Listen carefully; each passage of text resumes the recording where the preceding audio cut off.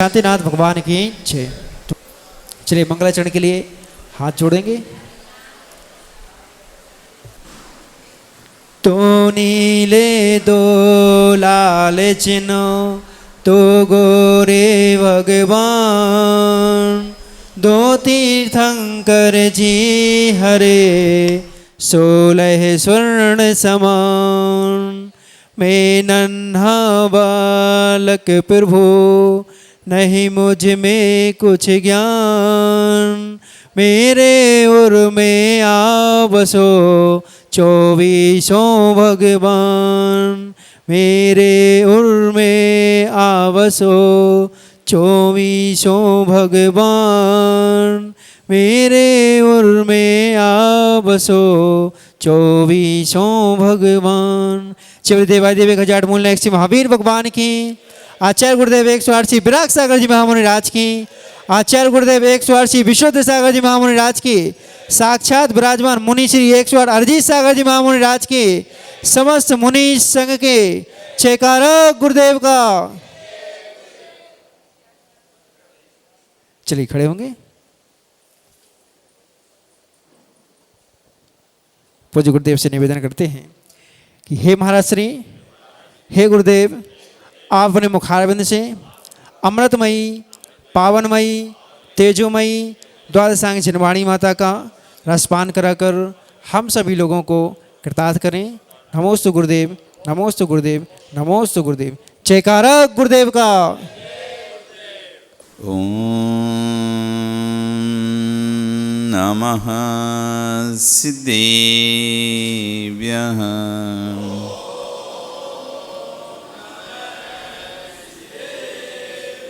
ओम नमः सिद्धेभ्यः।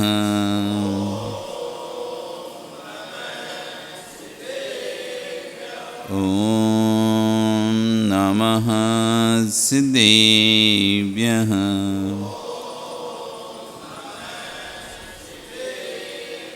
सत्वे सुमेत्रिं गुणिषु प्रमोदं, क्लिष्टेषु जीवेषु कृपावरतुं,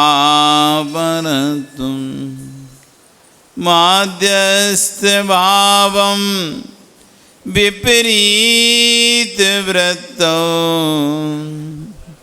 सदा ममात्मा विदधातु देवः। सदा ममात्मा विदधातु देवः। सदा ममात्मा विदधातु देवः। बोले अनंत अनंत से परमेष्टि भगवानी की, आदिरम आदिनाथ भगवानी की, वर्तमान शासन महावीर भगवानी की, आचार्य श्री 108 अमित गति स्वामी महाराज जी की, आचार्य गुरु श्री 108 विश्व सागर जी महाराज जी की, अहिंसा में विश्व धर्म की। चमड़े मुनि श्री 108 अरजीत सागर जी महामुनि राज की। समस्त मुनि संघ की जयकारक गुरुदेव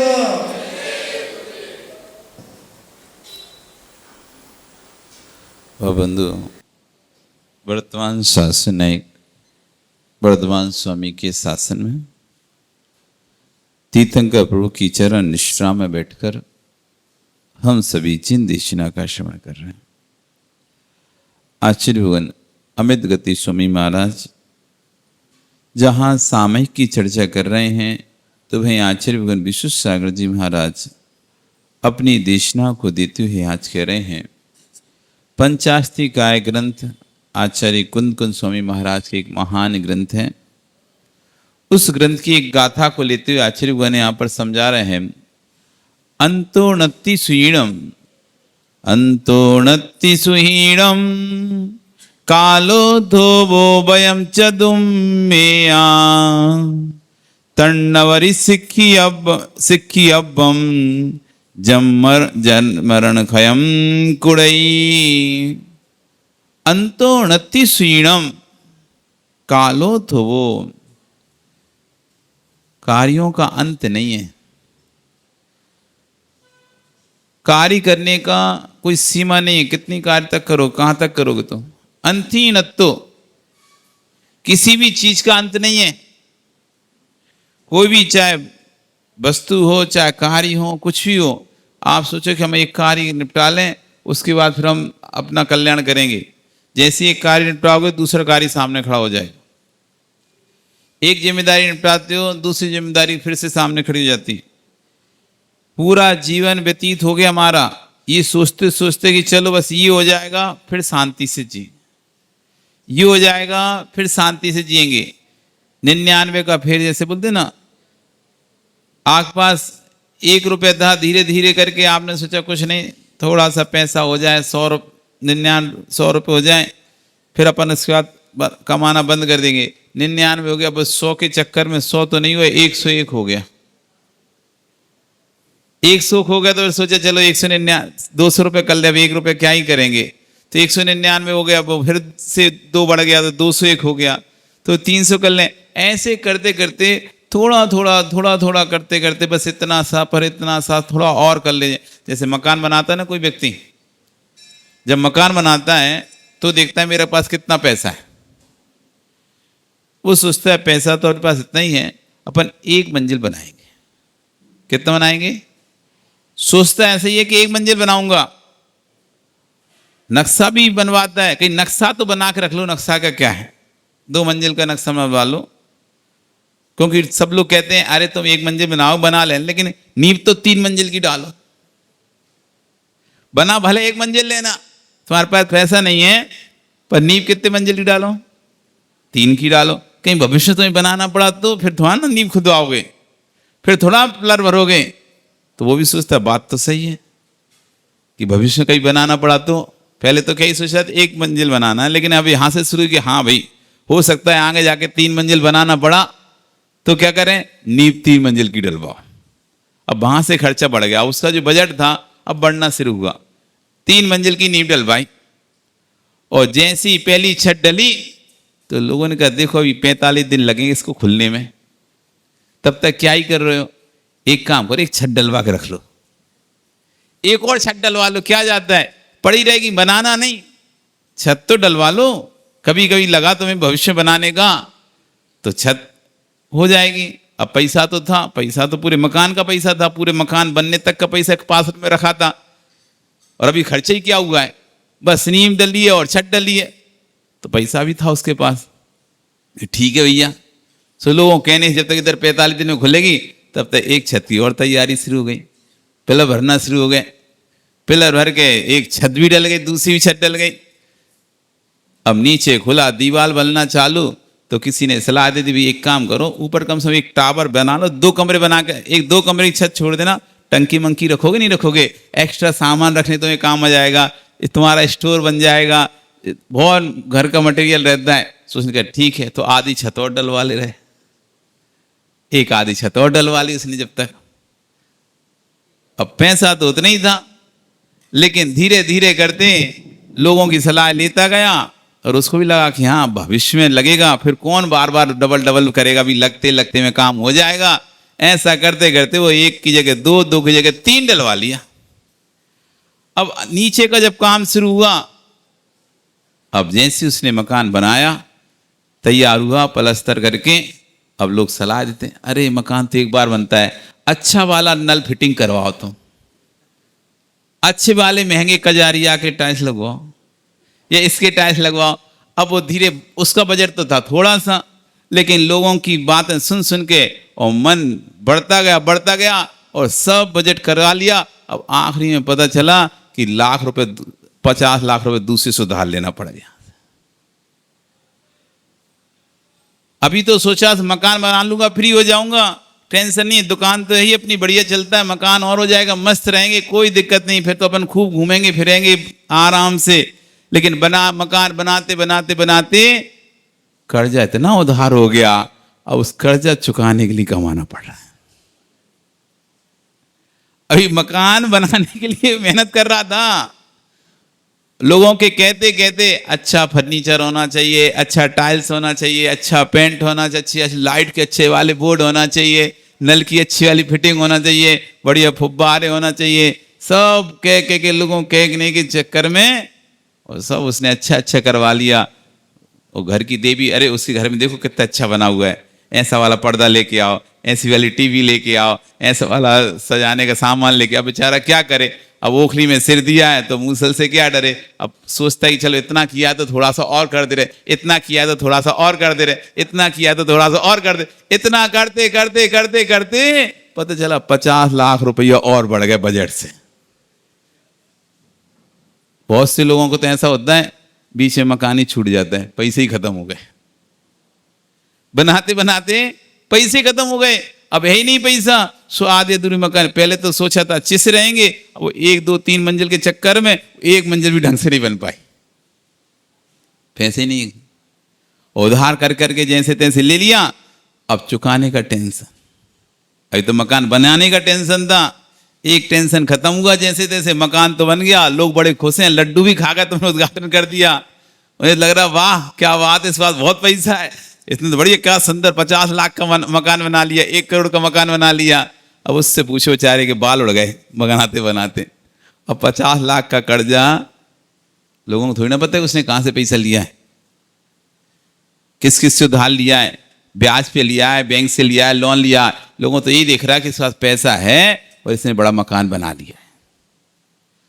अब वो एक एक पैसे को चुका रहा है। अभी तो सोच रहा था मकान बना लूंगा, निश्चिंत हो जाऊंगा, आराम से फिर अपने घूम करूंगा, किराए का टेंशन नहीं रहेगा। अब किराए का झंझट तो खत्म हो गया, अब ब्याज का झंझट चालू हो गया, अब किस्ती। अरे तो किराए की चिंता थी, किराया हर महीने किराया लगता है 30,000 रुपया, 50,000 रुपया, अब हर महीने किस्ती जाती है 40,000 रुपया की। अंतोन्नत थी, समस्याओं का अंत है ही नहीं है, एक समस्या खत्म दूसरी समस्या चालू, एक समस्या खत्म दूसरी। ये माता सोच रही बेटे की शादी हो जाए हम तो गंगा नहाए, बेटे की शादी हो जाए गंगा नहाए। और जैसे बेटे की शादी करी और आए महीना 2 महीना नहीं है, बहू की तबीयत खराब हो गई। अब चलो यात्रा, अब क्या ही करें, वो बहू की तबीयत ठीक नहीं है, घर में कोई खाना बनाने वाला तो है ही नहीं। अभी तो अपना था, बेटे को बोल देते कहीं भी बना के खा लेता था, लेकिन अब जब बहू आ गई तब तो घर में ही खाना बनाना पड़ेगा, तो और हम नहीं निकल पा रहे। अब बहू की थोड़ी तबीयत ठीक हो जाए फिर चलते हैं यात्रा में यात्रा करने। अब जैसे तैसे बहू की तबीयत ठीक होने वाली थी और सोच रहे थे, तो पता चला अब बहू को बच्चा होने वाला है। अब बहू को बच्चा होने वाला है तो फिर अब समस्या कि अब तो बहू को बच्चा होने वाला है, डॉक्टर बोला बेड रेस्ट करो, बेड रेस्ट। तो आराम से बहू अपनी पड़ी है बेड पे और तुम रोटी टेक टेक के खिला। बेड रेस्ट आजकल बढ़िया चल रहा है ना शब्द, अच्छा बेड रेस्ट वे भी बढ़िया। फिर डॉक्टर से पहले ही बोल देते हैं, बाहर बोल देना बेड रेस्ट करना। चेकअप कराने जाते हैं तो बोल देंगे देखो हमारी सासू बाहर बैठी है, पति बाहर बैठा है, आप बोल देना कि बेड, इसको बेड रेस्ट करना है। और आके उसने भैया बाहर डॉक्टर ने बोल दिया भाई पहला बच्चा है, दिक्कत हो सकती है, इसलिए बेड रेस्ट। बस उसे मिल गया बेड रेस्ट। बढ़िया, अब लगी रहो सासू तुम तोपती रहो टिक कर। सोच रही थी कि बहू आएगी, फ्री हो जाएंगे और अपनी यात्रा करेंगे। हो गई यात्रा तुम्हारी। अब दूसरी चिंता क्या, अब बच्चे जब तक 9 महीना ना हो जाए, बच्चे की जन्म नहीं हो जाए, फिर महीना 2 महीना जापे में रहे तो फिर काम करना है, ये करना है, वो करना है। ऐसे करके आपका वो साल 1.5 साल निकल गया। और ऐसे 1.5 साल हुआ तो पता चला कि बच्चे को तबीयत ठीक नहीं, कहीं निमोनिया हो रहा है, कहीं पीलिया हो रहा है, कहीं ये हो रहा है। तो बहू बेटा लेके भाग रहे हैं डॉक्टर के पास, कहीं दिल्ली, कहीं बम्बई, कहीं हैदराबाद, कहीं बेंगलोर, सब भी भाग रहे हैं। तो घर कौन के भरोसे छोड़ के जाओ तुम। अब बेचारे भी लगे हैं इधर उधर जाने में, बच्चे की देख रेख में, क्योंकि शुरू का बच्चा रहता है तो ज्यादा केयर करनी पड़ती है। अब भी तो बच्चे को लेकर उधर भाग रहे हैं, अब तुम घर में बैठे फिर रोटी टिक कर टेको। क्यों? अब जा ही नहीं पा रहे, घर में कोई है ही नहीं है। सोचे थे बहू बेटा आ जाएंगे तो हम फ्री हो जाएंगे, अभी तो बच्चे को लेकर उसको दिखाने के लिए जा रहे हैं, क्या करें, रह गए। फिर थोड़े समय बच्चा बड़ा हुआ, पढ़ाई करने लगा, तो फिर ये चिंता कि जाते हैं तो बच्चे की देख रेख कौन करेगा, वो उसको मायके जाना है तो उसका स्कूल छूट जाएगा, ये हो जाएगा तो घर में हम ही रहना है। ऐसे करते करते पूरा समय निकल जाता है, पूरा समय निकल जाता है और फिर हाथ पैर काम, आखिरी में जब समय रहता है सब ठीक हो गया, अब चलते हैं, घोड़े पर आ रहे हैं, कमर पर आ रही है, हाथ पैर दर्द कर रहे हैं, तब शरीर में ताकत ही नहीं बची, अब क्या ही करेंगे हम शिखर जी जाकर। अब तो शिखर जी भी नहीं जा पा रहे, पैर साथ नहीं दे रहे, शरीर में इतने सारे रोग हो गए, कहीं बीपी बढ़ जाता है, कहीं शुगर बढ़ जाती है, कहीं कुछ हो जाता है, कहीं कुछ हो जाता है, हो गई तुम्हारे अतीर्ण तुस। अंत ही नहीं है समस्याओं का, एक ने बढ़ती है दूसरी, एक ने बढ़ती है तीसरी, तीसरी चौथी, चौथी पांचवी, समस्याएं खड़ी हुई हैं, समस्याएं खड़ी हुई हैं। कालो तो समय थोड़ा सा है, समय थोड़ा सा आपके पास है, कितना सा मिला है, 50 साल 60 साल बस 70 साल, थोड़े बहुत घी मी पियो होगा, पुराना अच्छा घी खाया होगा तो 80 साल तक जी जाओगे प्रकाश जी। पुराना घी खाया तो ये देखो हनुमान जी बैठे 85 साल के, कितने साल के हो गए देखो, ये हमने बिना ही देखे बता दिए, 84 के तो बता ही रहे, हमने 85 बोल दिया। 9 महीने नहीं जोड़ोगे कि गर्भ में रहते हैं, आयु तो वहीं से शुरू हो गई थी आपकी। अब आप भले अपने आप को 84 के हो, लेकिन आयु आपकी शुरू कहाँ से हो गई थी, जिस दिन आप गर्भ में आए। मनुष्य आयु आपकी प्रारंभ उसी से, मतलब जब आपने दूसरी पर्याय को छोड़ा था और उसी में से आपकी मनुष्य पर्याय की आयु प्रारंभ हो चुकी थी। अब पुराना घी खाया है तो 85 तक चल गए, नहीं तो आज के देख लो, मैंने मुड्डा चाहिए होता है, भैया मुड्डा दो, 25 साल के हुए नहीं है, 30 साल के हुए नहीं है, मुड्डा दो। क्या है, डॉक्टर बोला है कमर तुम्हारी दर्द करती है, रीढ़ की हड्डी ठीक नहीं है, मुड्डा पे बैठा करो। थोड़े से जमीन पे बैठते नहीं है, मुड्डा, थोड़ा से जमीन बैठे नहीं, मुड्डा। वो देखो 85 साल हो गए, भी हो गए 75 के तो हो ही गए होंगे, कितने के हो गए 75 के हो गए, देखो सही बता दिया ना हमने, 75 हो गए 85 हो गए, तब भी जब भी जीव आता है तो जमीन पे ही बैठता है, मुड्डा मांगते नहीं किसी से। वो बात अलग है तुम कुर्सी रख दो तो जबरदस्ती बिठा दो तो बैठ जाए, बाकी कभी चला के कि नहीं मुड्डा चाहिए मुझे, मैं जब तक नहीं बैठूंगा नहीं बैठ जाता। ये पुराना घी खाया है तो पुराने घी का दम है, दूध पिया है भैंस का, उस चल रहे। और आजकल तो कुछ कर नहीं रहे, तो फिर बस समझ लो कैसे हो रहे हैं, पिज्जा खाओ, बर्गर खाओ, होटल का खाओ, फिर टल टल टल टल हो जाओ। कालो सो समय कम है तुम्हारे पास, ज्यादा समय है नहीं है। वयम च दुम्मेया, और बुद्धि दुर्बुद्धियां हो चुकी हैं। आज कोई सत्य को समझने नहीं चाहता, सही बात को समझना ही नहीं चाहता। वयम च दुम्मेया, बुद्धि दुर्बुद्धियां होने लगी हैं, उल्टा ही दिखता है, उल्टा ही सोचता है, उल्टा ही करता है। अंतोड़ती, समस्याओं का अंत नहीं है, काल थोड़ा है और बुद्धियां दुर्बुद्धि हो रही हैं। तब नवरी सिक्की अब्बम, तो आचार्य कह रहे हैं भैया अब ऐसे समय अब ज्यादा समझाने से कोई फायदा नहीं है, इतना ही सीख लो। कितना सीख लो, जम जन्म मरण खयम कुड़ी, जन्म मरण का क्षय कैसे होता है, बस इतना ही से सीख लो। अब ज्यादा क्या सिखाएं तुमको हम, समस्याओं का तुम्हारे अंत नहीं है। अब आयु इतनी बची नहीं है कि बहुत आयु है कि आप ये आराम से कर लेना। बुद्धियां दुर्बुद्धियां हो चुकी हैं, जानना नहीं चाहता, और जान भी ले तो व्यक्ति मानना नहीं चाहता। एक बार एक व्यक्ति अपनी बेटी की शादी के लिए बड़ा परेशान, खूब लड़के ढूंढे, लेकिन बात चले, बात आगे बढ़े, और जब वो कहे कि चलो आप लोग आपस में बात कर लो, लड़का लड़की आपस में बात कर लो, तो 15 आप देती ना, आधा 1 घंटे का समय, और आधा 1 घंटे के समय में जब बात हो वो कैंसिल हो जाए। ऐसे करते कई रिश्ते कैंसिल हो गए। पिता बड़ा परेशान कि कैसे बेटी की उम्र बढ़ती जा रही है, 35 साल हो गया और अभी तक शादी नहीं हो रही, क्या करूं। तभी एक बार वह गांव में भ्रमण कर रहा था, शहर में जा रहा, तभी एक व्यक्ति, बड़ा सुंदर व्यक्ति था, देखने में बड़ा सुंदर लग रहा था और अच्छा परिवार का दिख रहा था। शकल तो दिखी जाती ना, व्यक्ति जैसा होता है वैसा शकल उसकी बनती है। पर लोग उसे पीट रहे थे, मार रहे थे, पकड़ के बांध रहे थे। उसने पास में जाकर पूछा, क्या बात है, क्यों करी, कौन है ये? तो अमुक सेठ का लड़का है। सेठ तो चला चुका है, अपनी संपत्ति छुड़ गया था, लेकिन इसने सारी संपत्ति अपनी जुए में उठा दी और अब इतना कर्जा चढ़ गया इसके ऊपर कि पैसा नहीं चुका पा रहा। इतना कर्जा चढ़ गया है, पैसा नहीं चुका पा रहा, इसलिए हम लोग इसको पीट रहे हैं। अब क्या करें, अब जिससे पैसा लेना हो तो पैसा ना मिले तो अब क्या ही करोगे, आखिरी में ठोक पीट पाट के नहीं अपनी गुस्सा निकाल लो। अब पैसा तो मिल ही नहीं रहा, कम से कम ठोका ही लो इसे। वो तो जा ही रहा है, वो तो गए गया, अब कम हाथ की हाथी खुजली खुजा लो। तो पीट रहे थे, तो उसके तुम पीटो मत, मुझे बात करने दो इससे।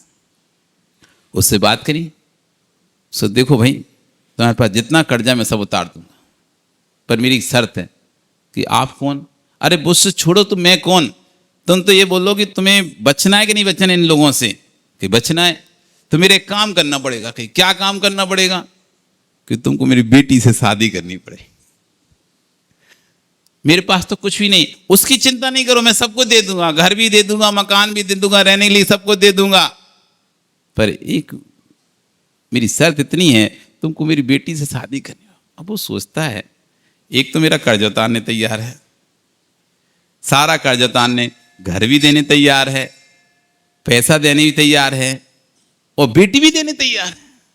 ऐसा क्या है इसकी बेटी में जो अपनी बेटी के लिए मुझे, मतलब जिस पास कुछ भी नहीं है, एक तरह से भिखारी हो चुका हूं मैं, तो मुझे सब कुछ देने तैयार है। वो पूछता है, भाई ऐसा क्या है तुम्हारी बेटी में? बड़े बड़े रिश्ते मिल सकते, तुम तो बड़े सेठ दिखाई दे रहे हो, सेठ हो बड़े, तो तुम्हें तो रिश्ते और मिल जाते, फिर मुझे क्यों? बोलता है, हाँ बात तो सही है, रिश्ते तो बहुत मिल रहे हैं, लेकिन मेरी बेटी की शादी हो नहीं पा रही। क्यों?